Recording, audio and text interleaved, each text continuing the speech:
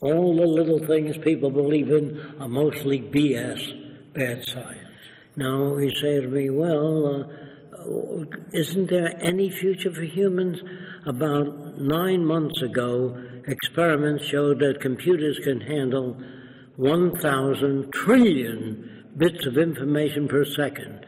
No group of humans can do that. I don't care what school they went to. So what's going to happen is not a machine takeover. The machines will be assigned. For example, a pilot used to look out of an airplane saying, I'm about a mile high. I'm talking about 70 years ago. And today, Doppler radar hits the ground, bounces up, and tells you you're 5,300 feet, 20 inches off the ground. No human can do that. So it's not a takeover. They will be assigned decision-making. I don't know if you remember when women used to operate elevators. They turned the crank and never quite got to the floor. Today, you press 20, it stops exactly at the floor. All airports today, modern, have trains without operators or conductors. They stop exactly in front, then the doors open. So human systems are being surpassed.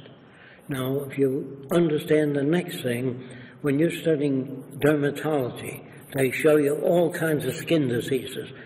So you memorize the shape of it. But if a doctor sees a pattern he never saw before, he goes like that. It's Dr. Jones, can you come in here and look at this? That guy has been around the world.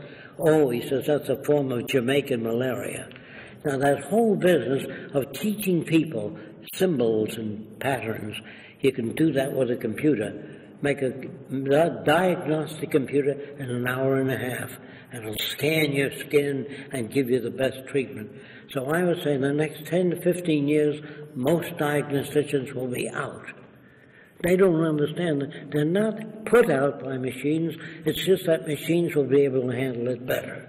Some people are afraid of machines, but it's not the machines you should be fearful of. It's the misuse and abuse of the machines in this system for certain advantage. You know, it's not the machine that goes and kills. It's people that operate the machines, that operate the rockets. You can use a hammer to be constructive and make something, or you can hit somebody over the head with a hammer. So it's the way it's used, and in this system, it's more abusive. We have to educate people and really put them in a different environment if you want a different type of person, and find out what conditions make them that way, and work on making them more constructive and cooperative and wiser, and be able to contribute to society. Most of the professions today do not contribute anything to society. Manipulation of money for more money, lawyers, bankers, salespeople, insurance people. We wouldn't need that in the future. It'd all be gone. Just people learning how to contribute to society for the well-being of your life. You know, the smarter your kids are, the better my life. All the kids today shooting up drugs, hanging out in corners, have no place to go. They don't have photography centers or music centers. They have baseball and football on corners, but what does that give them? How does that help their mind? It really doesn't. When I was a kid, all they had was cowboy pictures, and they never sat down to discuss anything, pulled out their guns and shoot the opposition. So you never had any development. All movies were awful. They used to show blacks as afraid of ghosts, and Mexicans sleeping in the sun, lazy. Swedes, big dumb Swede, get a dumb Swede to clean out your cellar, or a dumb Polak, or a gangster Italian, or a drunken Irishman. That's the way they used to talk.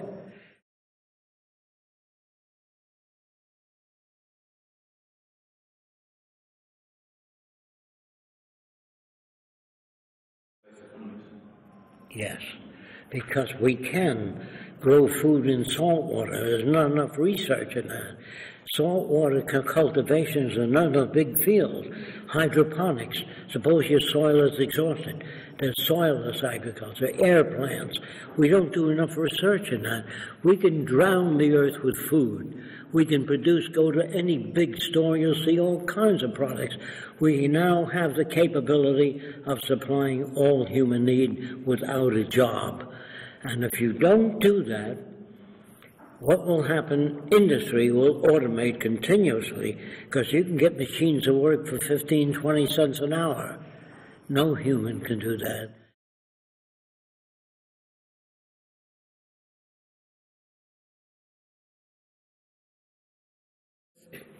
Well, if most people do not understand the Venus Project, if most people that I speak to all over the world do nothing, nothing will happen.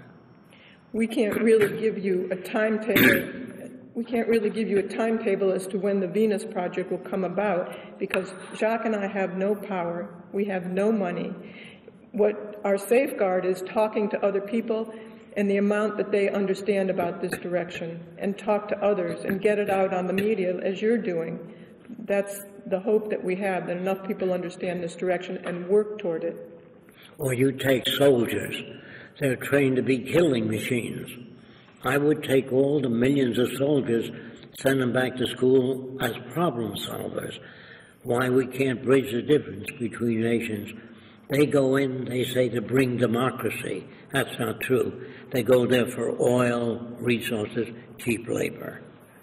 No country is so kind as to go in and say, how can we help you?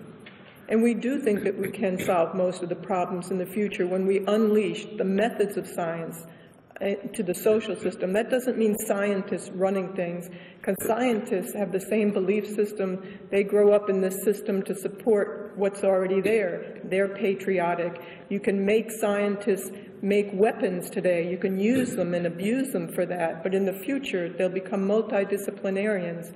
So you can't take somebody and build weapons. They would ask, what is the weapon for? What did the other country do? They would have a broader range of understanding of how we get along with one another. And scientists, remember, used to write books on why man can fly. And the early scientists, medics, did never wash their hands before surgery. So they're not always that bright. And all our schools are better equipped than ever, and the wars are getting worse. We have bombs now much more destructive than the ones dropped on Hiroshima. There's something wrong with our educational system.